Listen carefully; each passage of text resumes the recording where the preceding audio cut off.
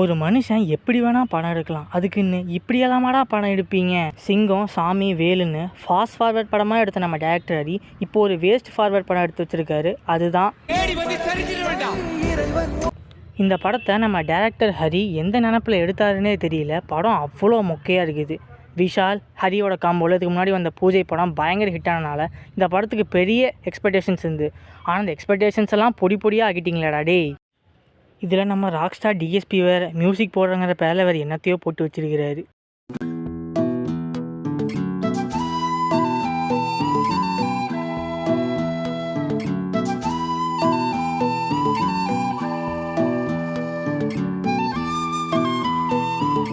படத்தோட கான்செப்ட் என்னென்னா, நம்ம விஷால் ஒரு எம்எல்ஏ கிட்ட அடியாளாக வேலை பார்த்துக்கிட்டு இருப்பார். நம்ம ஹீரோயின் பிரியா பவானி சங்கர் எக்ஸாம் எழுதுறதுக்காக அவங்க ஊருக்கு வந்திருப்பாங்க. அப்போ 4-5 அடியாளுங்க பிரியா பவானி சங்கரை துரத்திக்கிட்டு வர, அதை தெரிஞ்சு போய் நம்ம விஷால் அவரை காப்பாற்ற 2 பேர்த்துக்கும் காதல் வர.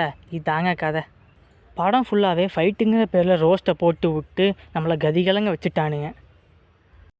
இப்படிப்பட்ட படத்துக்கு நம்ம ஆடியன்ஸ் கொடுக்குற ரிவ்யூஸை இப்போ பார்ப்போம். தலை விஷால்கிட்ட போயிடுச்சு தலை நடிப்புலாம்.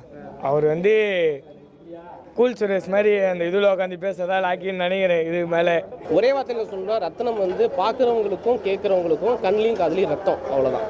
இதில் ட்ரெய்லரில் சம்மந்தமே இல்லாத ஒரு ஸ்டார்டிங் வேறு நடந்துட்டு இருக்கு. தமிழ்நாட்டில இருந்து திருப்பதியை ஆந்திராக்கு பிரிச்சு கொடுத்தப்போ பார்டர் தாண்டி வர எந்த பஸ்ஸும் திரும்பி போக முடியாது. எதுக்கு இவனுக்கு இவ்வளவு கோவம் வருது? நம்ம டேரக்டர் ஹரி எவ்வளோ காஞ்சு போயிருந்தா 10 வருஷத்துக்கு முன்னாடி எடுக்க வேண்டிய கதையை இப்போ எடுப்பார். இது பத்தாதுன்னு படத்தில் பேட் வேர்ட்ஸ் வேறு.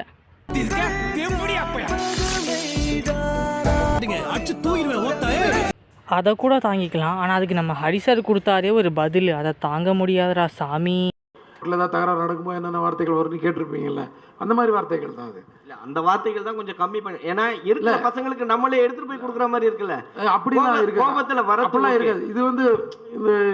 இது வந்து நம்ம வெளியில் எங்கேயுமே நம்ம போய் கேட்காம எங்கேயுமே நம்ம கேட்டது இல்லாத மாதிரி ரியாக்ட் பண்ணுற மாதிரி இருக்குது. 40 வருஷம் 50 வருஷமாக நானும் சினிமா பார்க்குறேன்.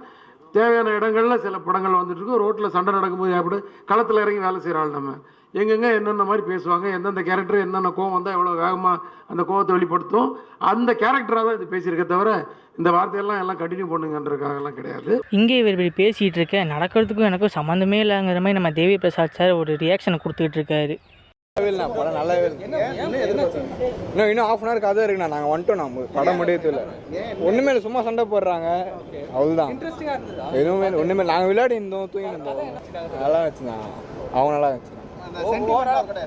படம் நல்லாவே இல்லை சுத்தமாக. அவன் ஆக்டிங்லாம் நல்லா இருந்துச்சு, அவ்வளோதான். கதையே இல்லைண்ணா, ஒன்றுமே இல்லைண்ணா படத்தில். சும்மா நாங்கள் படம் பார்க்கலண்ணா, வந்துட்டோம். இன்னும் 1 ஹவர் கதை இருக்குன்னு நினைக்கிறேன்.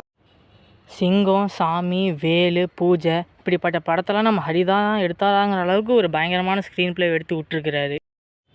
அதுக்கு நம்ம விஷால் சார் எக்ஸ்ப்ளனேஷன் வேறு கொடுத்து தொடச்சிருக்கிறாரு. நீங்கள் கரெக்டாக என்ன சிச்சுவேஷன் பார்த்துட்டு நீங்கள் படம் எடுங்க, அதுதான் நான் சொல்ல வரேன், அவ்வளோதான்.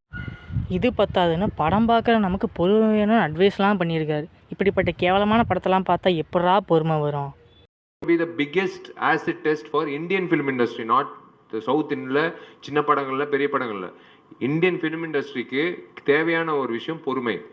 அந்த பொறுமை காக்கிற அத்தனை தயாரிப்பாளர், இயக்குநர்கள், நடிகர்கள் அவங்க தான் அடுத்த வருடம் கரெக்டாக ஒரு கோர்வையாக போக முடியும். அந்த பொறுமை கண்டிப்பாக இந்த வருஷம் தேவை. It's going to be a very very big task. இந்த மே மாதத்துலேருந்து இந்த டிசம்பர் மாதம் வரைக்கும் சின்ன படங்கள்லேருந்து பெரிய படங்கள் வரைக்கும் எல்லாருக்கும் it's going to be a biggest acid டெஸ்ட்னு சொல்லுவேன். பிரேமல் இந்த 2 படமும் சின்ன படம் தானே, நல்ல கதை இருந்ததுனால ஓடிச்சு. யார் இது? ரங்கநாதன் சார், பைல்வான் ரங்கநாதன். சத்தியமாக இருக்கு, நான் பதில் சொல்ல மாட்டேன். சத்தியமாக நான் பதில் சொல்ல மாட்டேன். விஷால் சார் இல்லை I am not interested to tell. இந்த படத்தை பற்றி ஒரே வழியில் சொல்லணும்னா சிம்பிளி வேஸ்ட்டு, அட்டு குப்பை, அவ்வளோதாங்க. மேலும் சில இன்ட்ரெஸ்டிங்கான வீடியோஸ்க்கு சினிமா சேனல் சப்ஸ்கிரைப் பண்ணி பெல் ஐக்கானை ப்ரெஸ் பண்ணுங்கள். தேங்க்யூ. போலீஸ் டிபார்ட்மெண்ட் யாருக்காவது மெடல் கொடுக்கணும்னா அது நம்ம ரத்னத்துக்கு தாண்டா கொடுக்கணும். எப்போவுமே பண்ணுற மாதிரி பண்ணியிருக்காரு. ஓகே, ஹரி சார் படம் எப்படி இருக்கும்? ஃபாஸ்ட்டாக இருக்கும் படம் அந்த மாதிரியா? இல்லை, ஓரளவுக்கு லேகாக இருந்துச்சு படம்.